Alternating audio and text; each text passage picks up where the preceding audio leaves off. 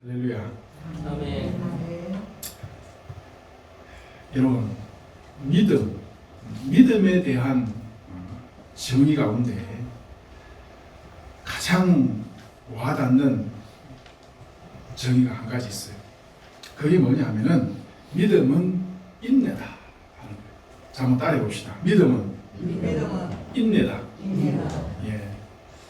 오늘 드디어 15장에서 하나님께서 아브라함의 믿음과 그 믿음의 근거에서 언약을 맺게 되는 굉장히 중요한 그런 창세기의 가장 핵심이 되는 장이 이제 15장입니다. 14장에서 아브라함은 전쟁터에 나가서 롯을 구출하고 왔지요. 그리고 소돔 왕이 건네주는 전리품을 다 거절했습니다. 왜냐하면 하나님의 축복을 믿었기 때문이죠. 그런데 바로 이어지는 상황이 좀 수상해요. 15장 1절을 보면은 하나님이 승리하고 돌아온 그 아브라함에게 하시는 말씀이 두려워하지 마라. 그런 말씀을 해요. 두려워하지 마라. 연합군대와 싸워 이긴 이 영웅에게 두려워하지 마라. 이 말씀을 하셨는데 이게 잘못하신 거 아닌가 모르겠어요. 축하한다. 대단하다. 이렇게 하셔야 되는데 두려워하지 마라. 그렇게 말씀합니다. 왜 두려워하지 말라고 하셨을까? 아브라함이 갈대아 우르에서 나온 것이 약 75세 정도입니다. 그런데 지금은 한 10년 정도 흘러간 것 같아요. 85세 정도 되었다. 이렇게 이제 볼 수 있는데 지금까지도 아브라함은 홀로 싸우고 있어요. 비록 지금은 승리의 기쁨이 있지만은 오히려 이겼기 때문에 더 두려울 수도 있어요. 왜냐하면 그 네 나라 왕들이 가만히 있겠느냐 하는 것이죠. 역시 주변의 위협은 여전합니다. 무엇보다도 아브라함을 두렵게 만드는 것은 막연한 두려움 그런 것이 아니고 정말로 자기 인생에 방패가 없어요. 방패가. 자기 삶을 돕고 자기를 지지해주고 자기와 함께 해줄 그런 방패, 그런 것들이, 그런 사람들이 없다는 것이죠. 하나님 분명히 약속하셨잖아요. 갈대아 우르에서 부르신 이후로 땅을 주시겠다. 자손을 주겠다. 그런데 10년이라는 세월이 지금 흘러가는데 아직 자식이 없어요. 없는 것이 문제가 아니고 사례의 몸이 이미 굳었어요. 더 이상 자식을 기대한다는 것은 이건 사실 불가능한 거잖아. 불가능한 건데 하나님은 약속을 하시고 있는 것이고. 그런데 기다리니까 역시 아무것도 지금 나타나지 않는 이런 상황. 그냥 여전히 나그네일 뿐이에요. 기다림에 좀 많이 지쳤어요. 그런 가운데 아브라함은 스스로 뭔가 생각을 합니다. 내가 뭔가 해야 되겠다. 집에 있는 종이라도 차라리 그를 상속자로 삼아서 그가 나와 함께 싸울 수 있는 나의 방패가 되도록 내가 그렇게 해야 되겠다. 하나님이 못하시니까 내가라도 해야지. 이런 생각. 내가 뭔가 좀 해봐야 되겠다. 이 생각을 지금 살며시 지금 가지게 되는 그런 상황이에요. 이런 중에 하나님이 이상 중에 나타나셨죠. 그리고 하신 말씀이 뭐예요? 내가 너의 방패요 큰 상급이다.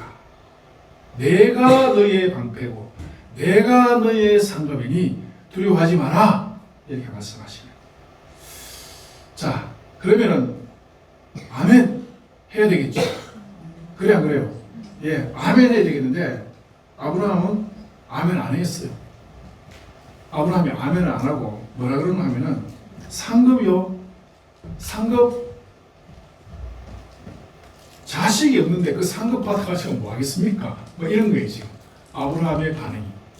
자식이 없는데 상급 받아가지고 상속해줄 사람이 없는데 그 상급 그거 저한테 지금 뭔 소용이 있어요? 이런 지금 반응이 나타나고 있어요. 하나님의 위로가 더 이상 이제 위로가 안 되는 상황까지 와 있다는 것이. 여러분 이런 적이 없습니까? 하나님 위로해 주시는 것 같은데 그 위로가 지금 나한테 무슨 소용이 있습니까? 하나님 지금까지 해온 거 보니까 그거 위로될 것 같지가 않습니다. 이런 거예요. 항변하는 거죠, 항변. 아브라함은 오늘 본문에서 하나님 앞에 세 가지 단계로 지금 항변을 하고 있어요. 첫째는 자기 자신 깊숙하게 감추어져 있었던 그 두려움을 지금 끄집어냈어요. 사실 12장에서 부름받은 이유로 그 마음속에는 있었지만 한 번도 입 밖으로 꺼낸 적이 없는, 어떻게 보면 좀 불신앙적인 그런 말. 그게 뭐야? 자식이 없다는 거. 내가 자식이 없는데요? 이 자식이 없다는 말이 히브리어로 아리리라는 그런 단어를 지금 쓰고 있어요. 이 단어의 이 의미가 뭐냐면은 그냥 단순히 자식이 없다 이런 것이 아니라 혼자라는 느낌, 내 뒤를 받쳐주는 사람이 없다는 느낌, 내가 쓰러지면 아무것도 남지 않는다라는 그 두려움을 가지고 있는 그런 단어예요. 고대 세계에서 여러분 자식이 없는 사람 미래가 없어요. 언제 바깥에 나가서 다른 사람들에게 공변을 당해도 누가 도와줄 수 없는 가장 이 사회적으로 취약한 그런 사람들이죠. 그래서 고아와 과부, 바로 이런 거예요. 상속자가 없는 사람, 바로 그런 사람들이죠. 내 편이 있어야 되는데, 내 자식이 있어야 방패가 되는데 없어요. 아무것도 없어요. 가능성 자체가 지금 없는 거잖아요. 그런데 하나님께서는 자신의 방패가 되어주겠고 내가 상급이 되어주겠다고 하는데, 사실 아브라함은 지금 그게 믿음으로 지금 들리지 않아요. 마음속에서 자꾸 항변만, 하나님이 그러면 그럴수록 더 항변이 나오는 거지. 항변이 나오는 거지. 설교를 듣습니다. 하나님 도와주실 겁니다. 하나님께서 기도하면 응답해 주실 겁니다 하고 하지만은 우리 마음속에는 글쎄요, 뭐 하나님 지금까지 하나님 계신다면 이럴 수가 있나 하는 이런 항변이 우리 속에서 스멀스멀 올라와죠.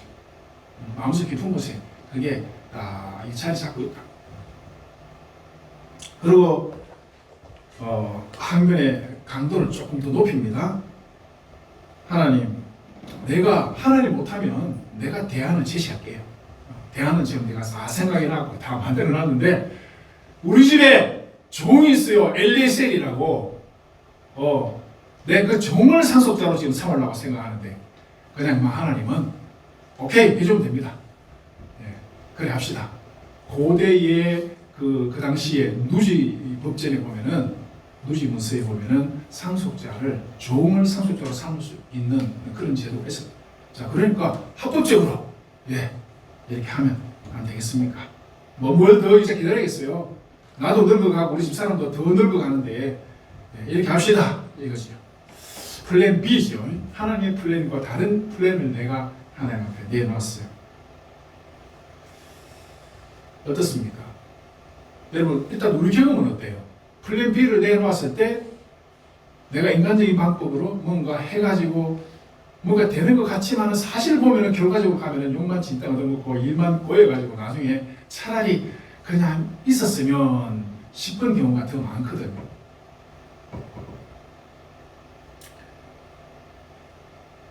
지금 그런 상황이에요. 근데 아브라함 입장을 이해를 해야 돼.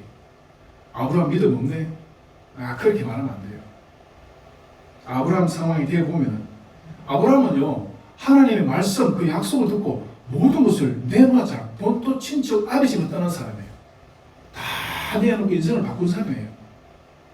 아브라함 입장 생각해 보세요. 그리고 10년 동안 지금 따라왔는데, 적들은 자꾸 생겨나고 싸울 일은 자꾸 생기는데 하나님께서 말만 하고 있잖아 지금. 보여줄게, 줄게. 그리고 말만 하지 나타난 거 아무것도 없어. 믿을 수 있어요. 그리고 이제는 직접적으로 아브라함이 지금 얼마나 화가 난다 하면은, 화가 많이 났어요 지금. 아브라함이 화가 많이 나가지고 뭐라고 하니까, 하나님이 씨를 안 줬잖아요. 모든 탓을 하나님께로 바로 쏘아붙입니다. 하나님이 씨를 주지 아니하였으니, 하나님께 바로 직격탄을 날리는데, 근데 사실은 씨를 못 받아낸 건 누구예요? 하나님이 아니야. 사례 자체가 치료받을 수 있는 상황이 아니거든. 진짜 말하면 정말 자식 없는 우리는 누구에게 있어요? 본인에게 있어요. 본인 가족에 있다. 본인 가정에 있는 거지. 그런데 결과적으로는 하나님께 원망을 다 쏟아내게 되는. 우리가 이제 아브라함을 보면서 저도 그렇습니다. 이 아브라함의 오늘 이 본문 설교 준비를 하면서 이 설교 잘못하면 큰일 나겠다. 내 원망이 팍 쏟아져 나올 것 같아가지고 제가 설교하면서 내가 조심해야 되겠구나 이런 생각을 하면서 설교 준비를 하고 있습니다. 사실 저도 그래요. 왜 불러가지고 왜 나를 목사로 불러서 하나님은 이렇게 하시냐. 우리 큰아들이요 고등학교 다닐 때 갑자기 그러더라고요. 아빠는 연구소 다니고 엄마는 피아노 학원 했으면 잘 먹고 잘 살았을 건데 왜 목사님이 되어가지고 이 고생을 하고 있냐고. 큰아들이 저한테 그러더라고요. 제가 할 말이 없었어요. 그리고 우리 막내딸이 초등학교 다니는데 저한테 와서 그래요. 아빠 목사님 되시니까 후회하세요 이러는데 할 말을 갑자기 그냥 막 정말 정서성이 막 늘리더라고. 내가 애들한테 보여준 게 애들이 저렇게 느끼도록 지금 보여줬다는 거잖아요. 그래서 내가 애들이 저렇게 느끼고 있구나. 근데 하나님 못 잘라보니까 보세요. 애들이 저러는데 부르신 분은 분명히 하나님이십니다. 예, 저를 부른 분이 하나님 맞아요. 저분이 불렀다고. 예, 불렀어요. 내가 여기서 말은 다 못하지만은 확실한 증거가 있어요. 그래서 저는 그것도 한두 번도 아니고 몇 번이나 하나님 그렇게 하셔가지고 부르셨는데 어떻게 가는 교회마다 깨진 교회 이상하게 끝내 부르시네. 담임 목사님 교회 깨가지고 옆에 또 개척해놓은 교회. 첫 번째는 실수로 그렇게 갈 수도 있어요. 근데 두 번째 갔는데 이번에 멀쩡한 교회인데 가니까 좀 있으니까 한 달 만에 목사님 또 교회를 깨네.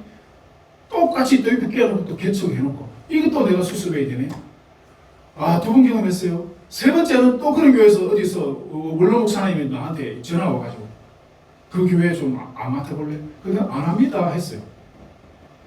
그런데 그렇게 되더라고요. 그냥 그렇게 하나님이 그렇게만 그 교회를 맡았어. 결국은 돌이켜보면 하나님께서 맡겨주신 사명은 다 이룬 거 맞아요. 저는 하나님 나한테 맡겨주신 사명은 다 했어. 그건 틀림없어. 또 보여주셔요. 그 교회 상황이 어떤 상황이라는 거 보여주시고 가면은 청소해야 된다는 거 보여주시고 청소 끝나면 끝났다고 보여주시고요. 또 갈 것도 보여주시고 이런 식으로 하시더라고요. 그래서 제가 하나님 다른 목사들은 가서 멀쩡하게 쫙 한 교회에 있다가 20년 원로 목사 되고 하는데 나는 우리 동기는 지금 누구는 그래가지고 또 원로 목사 됐잖아요. 근데 저는 20년 동안 계속 돌아다니고 이게 뭐냐고 왜 자꾸 이래 하시냐고 내가 그랬거든. 그런데 정말 좀 말이 잘 안 나오네. 그러니까 하나님께서 답을 응답을 주셨어요. 뭐라고 응답 주신 줄 알아요? 그게 네 사명이다. 그렇습니까? 사명이라면 어쩔 수 없지. 사명이라면 어쩔 수 없는데 근데 좀 정상적인 교회 좀 보내주세요. 정상적인 교회 보내달라니까. 그것도 응답이 막 금방 왔어요. 응답이 뭐라고 온지 알아요? 따라해 봅시다. 정상적인. 간단하니 따라해 보세요. 제 마음을 좀 풀어주세요. 좀. 정상적인 교회가 어디 있노? 근데 그래 왔어. 정상적인 교회가 어디 있노? 그래서 그다음부터 내가 뭐 기도를 못 하겠더라고. 알겠습니다. 가봅시다 해가지고 그다음부터는 뭐 딱 보이시니까 말씀을 하고 보이시니까 하나님 뜻이라고 생각하고 따라갈 수밖에 없는 거예요. 그런데 내 마음으로 제가 위로하기를 어쨌든 하나님께서 나한테 맡긴 사명이잖아요. 그럼 자기는 다른 목사님들은 다른 목사님대로 자기 사명 감당하는 거고 저는 내 사명 감당하면 되는 거고 그러고 가고 있는데 울산교회 울산병원에 보내시고 이곳에서 벌써 10몇 년 동안 이 자리에서 이제 쭉 이렇게 하셔요.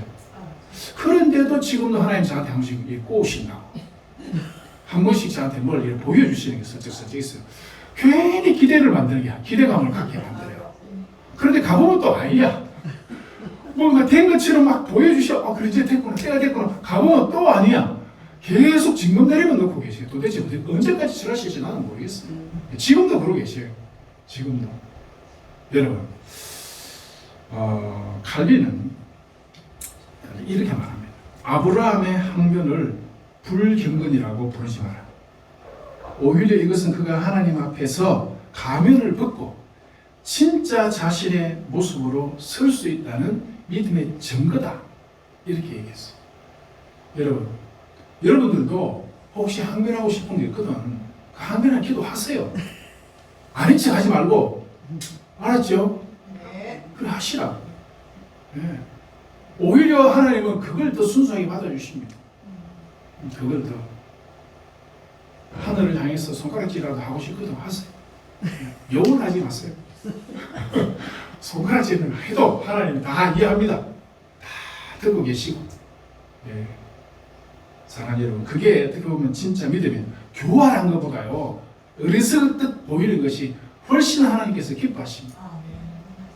그리고 하나님이 아브라함이 막 항변하는 거 다 들었어요. 듣고 하나님이 화가 났겠어요, 안 났겠어요? 하나님이 화가 났을 것 같은데 하나님이 야 아브라함 바깥으로 딱 나와. 데리고 나갔어요. 텐트 바깥으로. 왜 데리고 나갔어요? 응?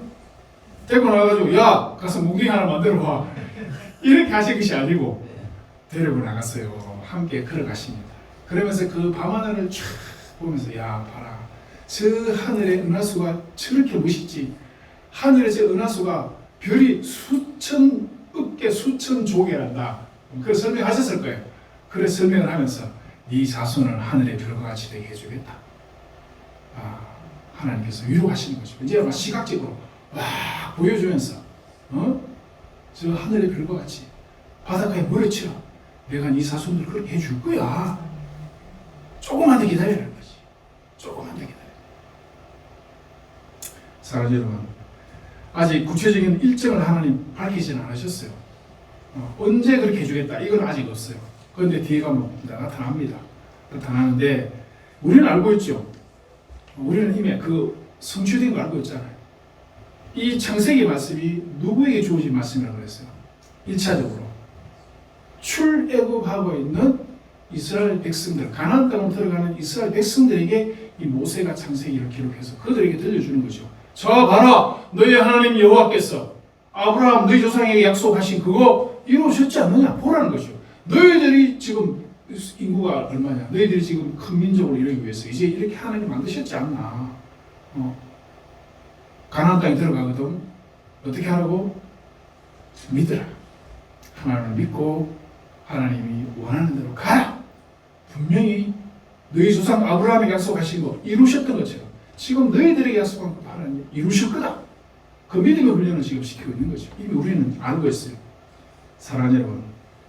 그리고 창세기의 대가 고든 웬함이라는 교수가 있어요. 이 교수가 창세기 15장을 아브라함 신학의 정수다 그렇게 말했어요.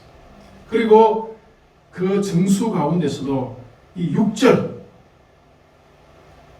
하나님의 언약의 응결체가 이 6절이다 그랬어요. 이 6절이 뭔지 알아요? 따라해 봅시다. 아브라함이 여호와를 믿으니 여호와께서 이를 그의 의로 여기시고. 예, 그렇습니다. 아브라함의 여호와를 믿으니 하나님은 그 믿음을 의로 여기셨다. 자, 이게 이제 신학까지 쫙 흘러내려가요. 그래서 믿음으로 의롭게 된다라고 하는 것의 원조가 여기에요. 우리가 완벽해서 하나님 우리를 의로 받아주시느냐? 우리가 믿음이 온전해서 하나님 우리를 받아주시느냐? 아닙니다. 아브라함처럼 우리도 있어야 뭔가 의심도 있고 근심도 있고 염려도 있고 불평도 있어. 그래도 하나님은 우리가 하나님을 따라가고자 한다면은 그 믿음을 의로 받아주신다는 거죠. 그 믿음을 보시고 구원하시겠다는 거예요. 아시겠죠? 이게 하나님 약속이에요. 예. 만약에 완벽한 믿음을 요구하고 그 완벽한 믿음 가운데 의로움을 인정하신다면 누가 하나님 앞에 의롭다 하심을 받겠습니까? 우리는 부족하지만 여기서 의로 여기시고라고 할 때 여기시고라는 이 단어가 어떤 단어냐면은 장부에 기록하는 거예요. 회계장부에 기록하는 거예요. 완벽한 거죠. 완전한 거예요. 회계장부에 기록했다. 너희의 그 믿음을 내가 인정했다. 천국의 생명책에 내가 기록했다. 이런 뜻으로 받아들이시면 됩니다. 하나님은 완벽하게 아브라함을 받아주셨어요. 그리고 이제 하나님과 의로운 관계가 됐잖아요. 온전한 관계가 이제 비로소 어떻게 보면 이루어진 거예요. 그러자마자 하나님께서는 이제는 언약의 당사자로서 자기가 누군지를 딱 밝힌 거예요. 한 번도 지금까지 자기가 누구라고 말한 적이 없어. 그런데 오늘 7절에 보면 나는 이 땅을 내게 주어 소유를 삼게 하려고 너를 갈대아인의 우르에서 이끌어낸 여호와다. 자기 자신이 누구인지를 정확하게 드러내셨어요. 여러분, 상대방에게 내 자신을 정확하게 딱 드러낸다는 것은 신뢰한다는 뜻이죠. 아브라함 너에게 나는 이제 신뢰하기로 했다 하면서 그 불평과 원망하고 있는 그 아브라함에게 하나님은 그 손톱만한 그 믿음을 보시고 의로 여기시고 자기 자신을 드러내 보여주셨다는 거죠. 여러분, 사실 그 갈대 우르에서 데라 가족들이 나올 때 성경에는 역사적 배경은 없어요. 그런데 이제 고고학자들이 그 시대의 그 고고학적 발견을 해보니까 그때의 그 우르 지역이 외세의 침략을 받아가지고 지금 나라가 거의 이 뭐라 그럴까요? 멸망 직전에 있는 그 정도의 위기 상황이었다. 그러니까 피난 나온 거예요. 역사적 사실을 놓고 보면은 갈대 우르에서 데라가 자식들을 데리고 하란으로 간 것은 피난 간 것으로 보이는 거지요. 자, 그러나 그 나라의 패망과 그 피난, 그 모든 것을 하나님은 사용하신 거예요. 만약에 그런 일이 없으면은 데라가 나오겠어, 안 나오겠어? 안 나오죠. 본토 친척 아버지 그 편하고 좋은 곳에 온갖 것들을 거기 다 기득권을 가지고 있는데 그거 다 그러고 나올 수가 없는 거죠. 그런데 하나님은 흔들어 놓은 거죠. 흔들었어. 가정의 어떤 위기, 사업의 문제, 여러분들의 질병, 하나님은 여러분들의 삶을 흔드시면서 여러분들에게 사인을 보내는 거죠. 무슨 사인을 보내요? 하나님의 뜻을 지금 살펴라는 거예요. 하나님의 뜻을. 예. 우리는 뭐 어떤 것이 우연히 그렇게 되었다. 절대 아닙니다. 우연히 되는 것은 세상 사람들에게 우연이지 우리에게는 하나님의 섭리. 모든 것이 하나님의 섭리 가운데서 하나님 우리를 옮기시게 하시고 움직이게 하시고 그러므로 우리의 믿음이 더 나아지고 업그레이드 될 수 있도록 하나님 인도하고 계신다. 나의 나된 것은 내가 아닙니다. 아브라함을 불러서 믿음의 조상 삼으시는 하나님의 뜻이었다. 이걸 우리가 믿어야 돼요. 아시겠죠? 여러분, 여러분의 생각 가운데 힘들고 어려운 것들 그거 다 하나님께서 우리를 위해서 우리를 향한 하나님의 사인이다. 자, 그런데 이쯤 되면은 무조건 아멘 하고 가야 되는데 아브라함이 이제는 더 이상 쏘을 수 없다 이런 거예요. 하나님 말씀 많이 하는데 뭐 이게 지금 한두 번입니까 이런 게 이러면서 이제 딱 말씀하는데 무슨 얘기 하는 거예요? 8절 보세요. 8절 뭐가 있어요? 뭐라 그래요? 무엇으로 알리까? 아브라함이요. 대단하죠. 하나님이 하늘 별과 같이 해주겠다니까 뭘로 믿으란 말입니까? 이제 이런 거지. 이 지금 그죠? 지금 하나님과 관계가 지금 팽팽한 긴장하게. 우리도 한번 이럴 필요가 한번 있겠다 싶긴 해요. 하나님 앞에. 그러자 하나님께서 아브라함에게 9절 보면은 3년 된 암소, 3년 된 암염소, 수양, 산비둘기, 집비둘기 네가 갖고 올 수 있는 거 다 갖고 와봐라. 근데 아브라함은 알았어요. 왜 그걸 가져오라 하는지를. 언약을 맺으시려고 하는구나. 그 당시에는 이 언약을 맺을 때 상대방과 언약을 맺을 때 어떻게 했느냐 하면은 짐승을 갖다 놓고 짐승을 쪼개요. 두 동가리 내가지고 여기 한 동가리 저기 한 동가리 이렇게 짐승을 쫙 늘어나 죄송합니다.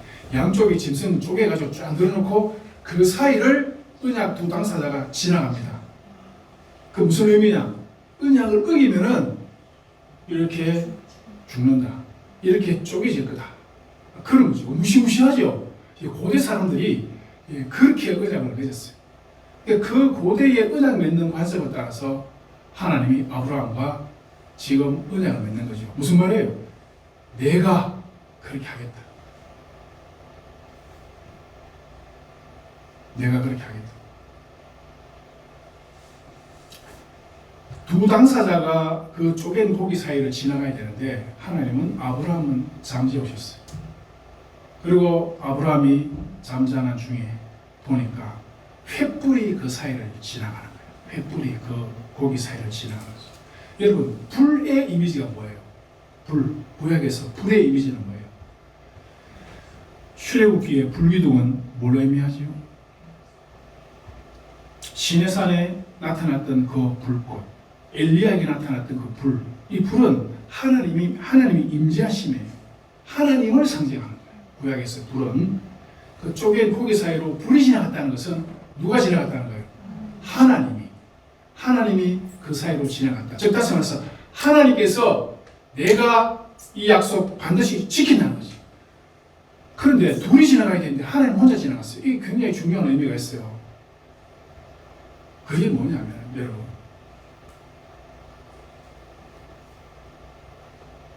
하나님께서 책임을 전부 지겠다는 거예요. 어떤 책임까지? 네가 그 언약을 지키지 못한 책임까지도 내가 지겠다. 자, 그래서 결론적으로 나타나는 게 뭐예요? 예수 십자가예요. 자, 두 당사자가 언약을 맺었어요. 그런데 하나님은 그 언약을 지켰어요, 안 지켰어요? 지켰어요. 이스라엘 백성들 가운데 하나님은 한 번도 그들을 떠난 적이 없어요. 나라가 망해가지고 바벨론에 포로로 잡혀갈 때도 하나님은 따라가셨고, 포로에서 돌아올 때도 하나님은 같이 따라오셨어요. 그런데 이스라엘 백성들은 그 하나님과 언약을 어겼어. 자, 그러면 언약대로 하자면 누가 쪼개져야 돼요? 누가 쪼개져서 죽어야 돼요? 이스라엘이 쪼개져서 죽어야 되죠. 그래서 이스라엘이 쪼개져서 죽는 그 상징이 나라가 망한 거지. 예, 나라가 망한 거잖아요. 어떻게 보면 북이스라엘, 남쪽 유다 쪼개져가지고 나라가 둘 다 망했어요. 언약이 성취된 거지. 그러나 그것은 그냥 상징적인 것이고 실제로 우리의 구원의 문제에 있어서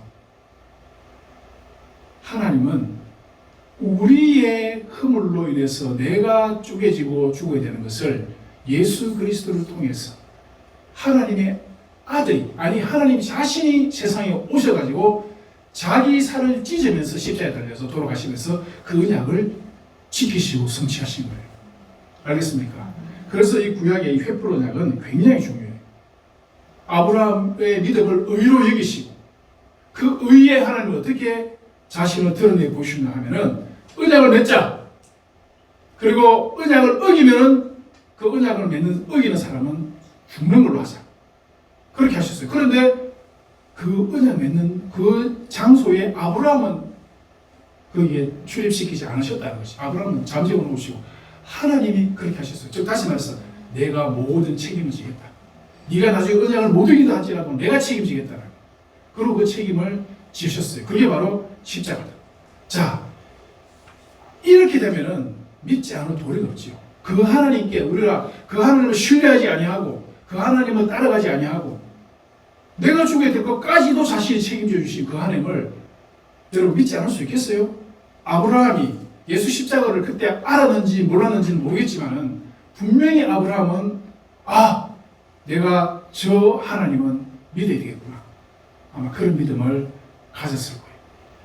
여러분 오늘 우리에게도 똑같은 거예요.